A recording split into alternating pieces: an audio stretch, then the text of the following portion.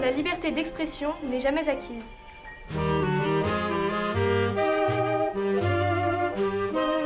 Plus on avance et plus on recule. Plus on avance et plus on recule. Plus on avance et plus on recule. En 1941, Franklin Roosevelt, le président des États-Unis, s'adressa au Congrès pour parler des 4 libertés qui lui avaient été inspirées par les 4 statues du sculpteur Leo Friedlander lors de l'exposition universelle de New York en 1939, incarnant la liberté d'expression, liberté de la presse, liberté de culte et la liberté de réunion. Afin d'entraîner l'adhésion du peuple américain à cette idée de liberté, Franklin Roosevelt lança un appel aux artistes pouvant l'illustrer.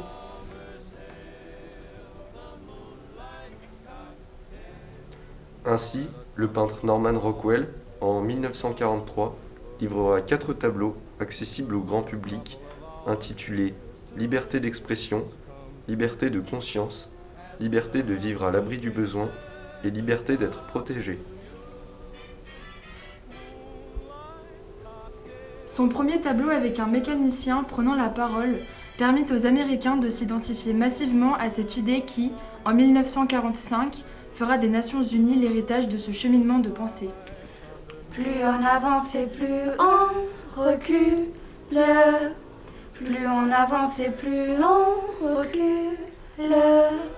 Plus on avance et plus on recule.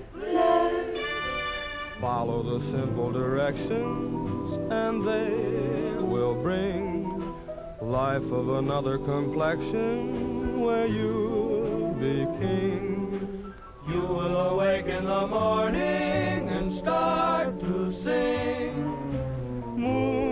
La liberté d'expression et son corollaire l'égalité n'étant jamais acquis, le même peintre Norman Rockwell, en 1964, 19 ans après, mettra en scène Ruby Bridges, une petite fille afro-américaine, devant se rendre dans une école pour enfants blancs, accompagnée par 4 marshals.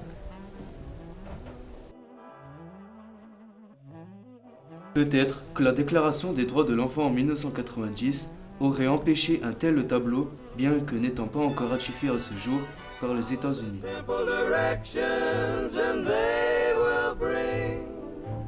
Life of another complexion where you'll be king. You will awake in the morning and start to sing. Moonlight. En 2020 chez nous, en France, la liberté d'expression pose encore question puisque des militaires gardent l'entrée de nos écoles. Plus on avance et plus on recule. Plus on avance et plus on recule. Plus on avance et plus on recule.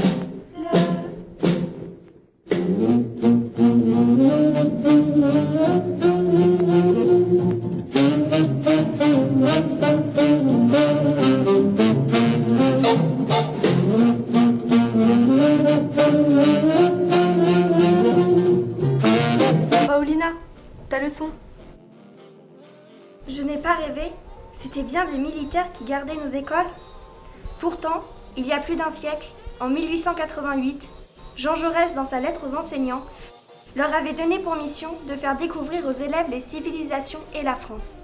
Ce d'autant même, dans cette quête d'un État civilisé, d'une loi en 1905 appelée laïcité. De retour en classe, nous avons fait ce voyage dans le temps avec l'intime conviction, mêlée de crainte, que les masques que nous portons pour se protéger du virus pourraient de façon dystopique être l'accessoire nous empêchant de nous exprimer un jour.